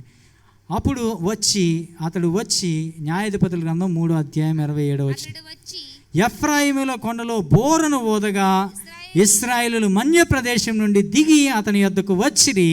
అతడు వారికి ముందుగా సాగి వారితో, నా వెంబడి రండి, మీ శత్రువులైన మోయాబీలను యెహోవా మీ చేతికి అప్పగించుచున్నాడు. కాబట్టి వారు అతని వెంబడిని దిగి వచ్చి మోయాబు ఎదుట యొర్దాను రేవులను పట్టుకొని ఎవనిని దాటనీయలేదు. Very important. అతను పోరాటం చేస్తూ ఉన్నాడు. యెహూదు యొక్క పోరాటం చూస్తూ ఉన్నాం. ఎవరితో, ఎప్పుడు, ఎక్కడ, ఎలా యుద్ధం చేయాలో తెలిసిన వాడు ఇతను. 18 సంవత్సరాలు దాస్యానికి లోనైపోయాడు. 18 సంవత్సరాలు బానిసత్వాన్ని జీవితాన్ని జీవించాడు. ఇప్పుడు సమయం వచ్చింది, ఈ 18 సంవత్సరాల యొక్క ట్రైనింగ్ అంతటిని ఇప్పుడు అప్లై చేసే సమయం వచ్చింది. ఎగ్లోని ఏం చేస్తా ఉన్నాడో తెలుసా? ఈ 18 సంవత్సరాలు చేతులు ముడుచుకొని సుఖ నివృత్తి పొందుతున్నాడు. హ్యాపీగా రిలాక్స్ అవుతున్నాడు చల్లని గదిలో. యుద్ధాలు చేయడం మర్చిపోయాడు. యుద్ధాల కోసం ఆలోచించడం మర్చిపోయాడు. నాకేంటి, జనాలు కుప్పం తీసుకొని వస్తారు, ఏం తీసుకొస్తే బహుమానాలను ఆనందిస్తాను, ఎలా ఉంటే నన్ను అడిగిన వాడేవాడు, ఎలా ఉంటే నేను నా జీవితాన్ని నా ఇష్టం వచ్చినట్టు జీవిస్తాను. యెహూదు ఏం చేస్తున్నాడు తెలుసా? ప్రజల్ని సమకూరుస్తున్నాడు. ఒకసారిగా బోరు ఊత్తి ఎంతమంది యుద్ధానికి వస్తారండి? ఒకసారి బోరు ఊత్తి ఎంతమంది యుద్ధానికి వస్తారు? యుద్ధానికి రావాలంటే జనం రావాలంటే సమకూర్చాలి. You have to prepare. ప్రజలు ముందుగా సిద్ధపరచుంటాడు. ఒక రోజు వస్తుంది, మనం ఆ రోజు కొరకు ఎదురు చూస్తాం. దేవుడు మనకి మోయాబీలను మన చేతికి అప్పగించబోతా ఉన్నాడు. దాని కొరకు సిద్ధపడు. సువార్త కొరకు సిద్ధపడాలండి. మనం ప్రార్థన చేస్తూ ఉన్నాం, సిద్ధపడుతూ ఉన్నాం. దేవుడు ఒకసారిగా ద్వారాలు తెరవచ్చు. అప్పుడు మనం ఆ సువార్తను ప్రకటించడానికి సిద్ధపడాలి. మనకి సిద్ధపాటు లేకుండా ఏ యుద్ధాల్లోకి మనం వెళ్ళలేం. ఇక్కడ చూడండి, అతడు ఇశ్రాయేలీయులందరినీ సమకూర్చాడంట. అతడు బోరు ఊదినప్పుడు వారందరూ అతని యొద్దకు వచ్చారు. నువ్వు బోరు ఊదితే ఎంతమంది వస్తారు నీ దగ్గరికి? మీ అబ్బాయి, మీ అమ్మాయి, మీ ఆవిడి వస్తారండి. ప్రార్థన చేసుకుందాం అంటే ఎంతమంది వస్తారు? సమస్య ఉంది, రండి ఈ సమస్యను మనం ప్రార్థనలో తేలుద్దాం అంటే ఎంతమంది స్పందిస్తారు? నువ్వు సమకూర్చుకోవాలి. ప్రార్థన యోధుల్ని సమకూర్చుకోవాలి. సంఘంలో ఉండొచ్చు 300, 400 మంది, 500 మంది సంఘ సభ్యులు ఉండొచ్చు. కానీ నీ పక్షంగా పోరాడడానికి, నీకు అవసరతలు ఉన్నప్పుడు నీ కొరకు స్పందించడానికి కనీసం నీ చుట్టూరు ఒక 10 మంది పోరాట యోధులు ఉన్నారా? పాస్టమ్ గారు సిఎంసి వెల్లూరులో ఉన్నప్పుడు మాకుండే ఒకే ఒక ధైర్యం, ఆయన చూసిన డాక్టర్ గారు చాలా తెలివైనడు అని కాదు, ఆయన హెచ్ఓడి మంచి డాక్టర్ గారు. కానీ మాకున్న ఏకైక ధైర్యం ఏంటో తెలుసా? ప్రార్థించే సంఘాలు కొన్ని 100 ఉన్నాయి. హల్లెలూయా. ఆ ధైర్యం బతికించింది. నువ్వు పోరాడుతూ ఉన్నప్పుడు నీతో సమకూర్చుకుంటూ ఉన్నావా? గృహకూడికలు దేనికండి? ఎంతమంది గృహకూడికలకి వెళ్తూ ఉన్నారు? ఒకసారి చేతులు చూపేస్తారా? దేవుని స్తోత్రం, చాలా సంతోషం. గృహకూడికలు దేని కొరకు? పిన్ని ఏం కూర వండుకున్నావు కోసం కాదు, చేపల కూర ఎలా చెయ్యాలి దానికోసం కాదు. దేని కొరకు? సిద్ధపరుచుకోవడం కోసం. నీ పిల్లవాడు ఎగ్జామ్ రాస్తున్నాడు, సిద్ధపరుచుకున్నావు నువ్వు వ్యూహాన్ని. ప్రజలు నీతో సహకరిస్తూ ఉన్నారా? ప్రార్థన చేస్తూ ఉన్నారు. నీ భర్త ఒంట్లో బాలేదు, ప్రార్థన గోపురాన్ని కడతా ఉన్నారా? నువ్వు వెళ్తా ఉన్న యుద్ధాలు నువ్వు ఒంటరిగా చేస్తా ఉన్నావు, నీకు సహాయం కావాలి. యెహూదు తన కొరకు సిద్ధపరుచుకున్నాడండి, సిద్ధపరుచుకున్నాడు. బోర ఊదాడు, సమయం వచ్చింది. ఆ కొండల్లో బోర ఊదగా ఇశ్రాయేలీయులు మన్య ప్రదేశమందు దిగి అతని యొద్దకు వచ్చారంట. అతను అంటాడు, నేను ముందుంటాను. వారికి ముందుగా సాగి వారితో నా వెంబడి రండి. I know where I am going. నేను ఎక్కడికి వెళ్తున్నాను నాకు తెలుసు. నీకు తెలుసా? ఒక తండ్రిగా, ఒక తల్లిగా నీ కుటుంబాన్ని ఎటువైపు తీసుకొని వెళ్తున్నావు నీకు తెలుసా? ఏ డైరెక్షన్ వైపు నువ్వు వెళ్తున్నావు అని తెలుసా నీకు? నీ పిల్లలు నీ అడుగుజాడల్లో వెంబడించడానికి ఇష్టపడతారండి. కానీ ఒక తండ్రిగా, ఒక తల్లిగా, ఒక విశ్వాసిగా నువ్వెక్కడికి వెళ్తున్నావు నీకు తెలియకపోతే నేను వెంబడించే వాళ్ళు అయోమయంలో ఉంటారు. నా వెంబడి తిరిగి రండి, త్వరగా రండి, మీ శత్రువులను యెహోవా మీ చేతికి అప్పగించుచున్నాడు. మోయాబీలను మీ చేతికి అప్పగించుచున్నాడు. ఈరోజు నువ్వు నిజంగా ఆ మోడల్ చూపించగలుగుతున్నావా? యేసుప్రభు అన్నాడు, నన్ను వెంబడించు అన్నాడు. నన్ను వెంబడించి అపోస్తలులైన పౌలు అన్నాడు, నేను క్రీస్తుని పోలు నడుచుకున్న ప్రకారం మీరు నన్ను పోలు. ఎంతమంది చెప్పగలవు? నేను ఎంతమంది చెప్పగలను? నన్ను వెంబడించండి. నేను వెళ్ళే మార్గం నాకు స్పష్టంగా తెలిస్తే, మీరు వెళ్ళే మార్గం మీకు స్పష్టంగా తెలిస్తే మనుషులు స్పెషల్గా ఏమీ చెప్పాల్సిన పని లేదు. వాళ్ళే వెనకాతలు వచ్చేస్తారు. ఈరోజు నాయకులు లేరండి, నాయకులు లేరు. అధికారులు ఉన్నారు కానీ దిక్కు చూపించే నాయకులు లేరు ఈరోజు లోపంలో, సంఘాల్లో కానీ సమాజంలో కానీ. ఇదిగో మీ భవిష్యత్తు ఇటువైపు వెళ్తూ ఉంది, ఒక గురి చూపించే నాయకులు లేదు. స్వార్థ రాజకీయాలు ఎక్కువైపోయాయి. స్వార్థం. ప్రపంచంలో ఎక్కడైనా స్వార్థం వెళ్తా ఉంది. ఇదిగో మీ భవిష్యత్తు ఎలా ఉండాలి నువ్వు చూపించగలుగుతున్నావు, నీ పిల్లలకు చూపించగలుగుతున్నావు. వారు వెంబడించడానికి రెడీగా ఉన్నారు. వారు యోర్దాను రేవు దగ్గరికి వచ్చారంట. రేవు దగ్గరికి వచ్చి వాళ్ళు కట్టడి వేస్తారు, ఎవరిని దాటనివ్వట్లేదు. 10,000 మంది. ఎవరంట వారు? చూడండి 29 వచనంలో, ఆ కాలంలో వారు మోయాబీలలో బలము గల శూరులైన పరాక్రమశాలను. బలం అంటే ఏంటి? ఫిజికల్లీ వారు చాలా బలవంతులు. శూరులు అంటే ఎవరు? ట్రైనింగ్ పొందిన వాళ్ళు.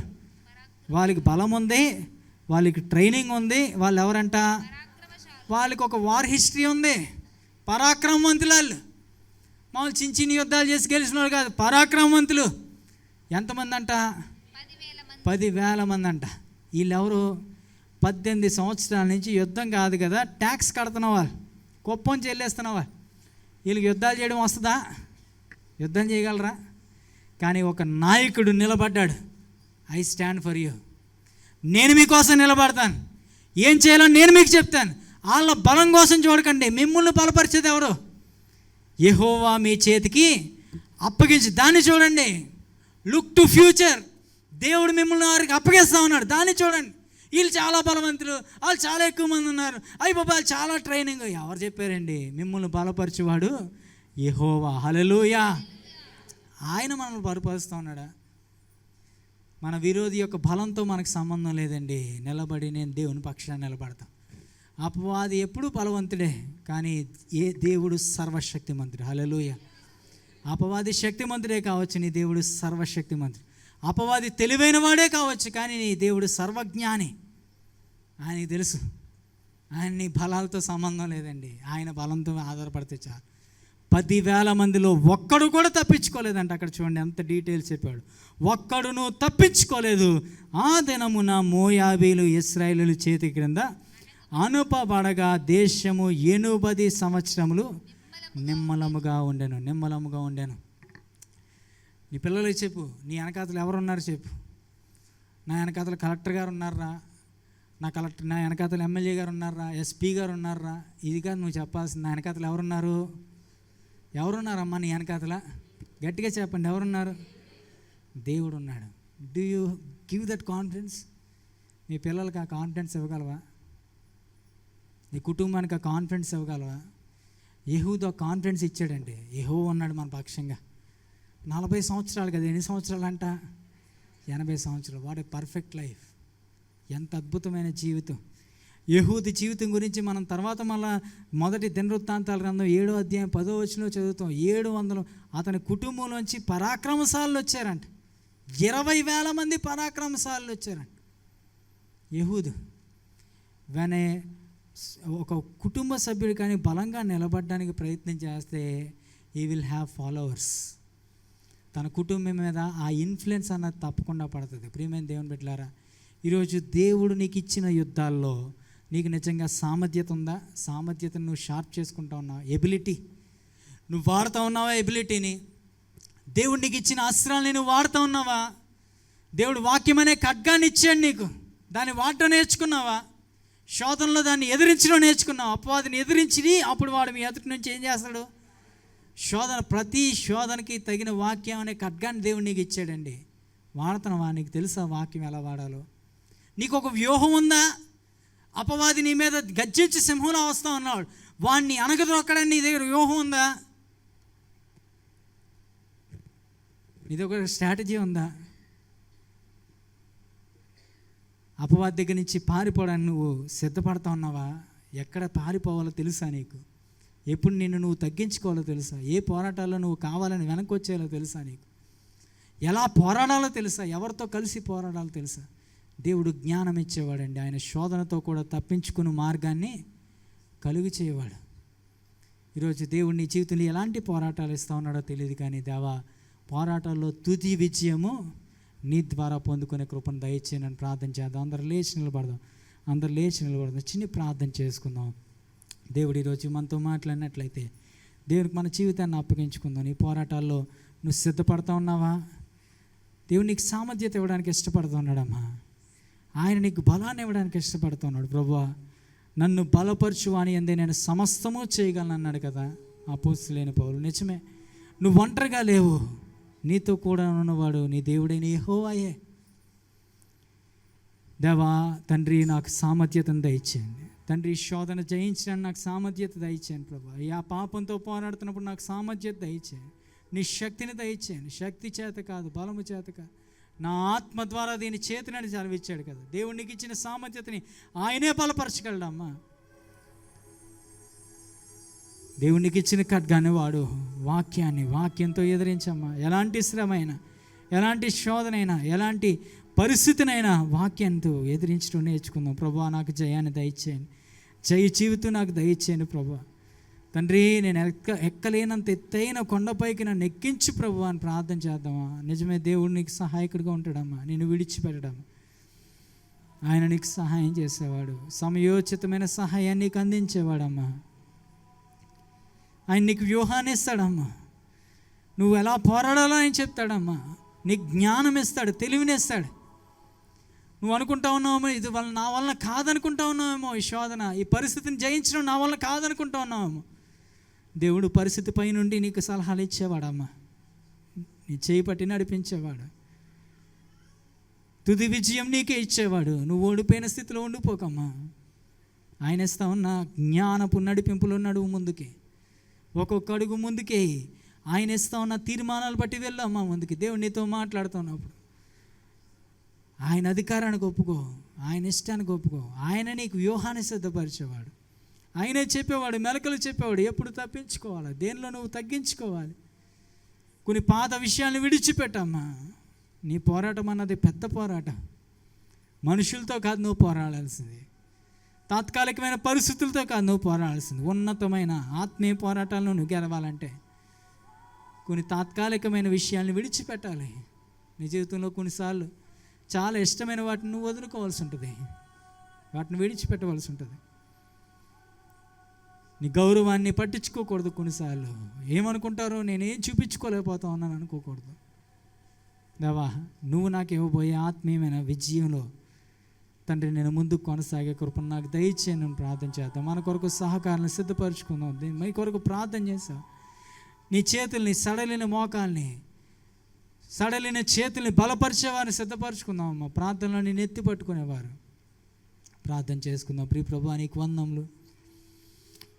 మా పోరాటాల్లో చాలాసార్లు అలసిపోయిన పరిస్థితి ప్రభువా, కొన్నిసార్లు ఎటు వెళ్తా ఉన్నామో తెలియని పరిస్థితి. తండ్రి, ఎందుకు మేము నిరాశలోకి వెళ్ళిపోతా ఉన్నామో అర్థం కాని పరిస్థితుల్లో మమ్మల్ని బలపరిచేవాడు నువ్వే నాయన.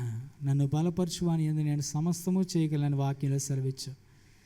నిజమే, నీకు అసాధ్యమైనది ఏది లేదయ్యా. మా పోరాటాల్లో జయాన్ని దయచేయండి. యెహూదికి జయం ఇచ్చిన దేవుడు ప్రభా, మా జీవితాల్లో కూడా జయం ఇవ్వగలవు. మేము సాతాను కింద దాస్యం నుండి పోవడం నీకు ఇష్టం లేదు ప్రభా. తండ్రి, కొంతమంది ఎన్ని సంవత్సరాలుగా దాస్యం ఉండిపోయారు. ఇశ్రాయేలు 18 సంవత్సరాల దాస్యంలో ప్రభా అణిగిపోయి తండ్రి వారు జీవిస్తూ ఉన్న కాలంలో నువ్వు నాయకుని పంపించినట్టుగా ఈరోజు నీ వాక్యం ద్వారా మీరు మాతో మాట్లాడుతున్నారు. మేము ఆ దాస్యంకు ప్రభా లొంగిపోవాల్సిన పని లేదు. పాపం అనే దాస్యం విడిపించండి నాయన.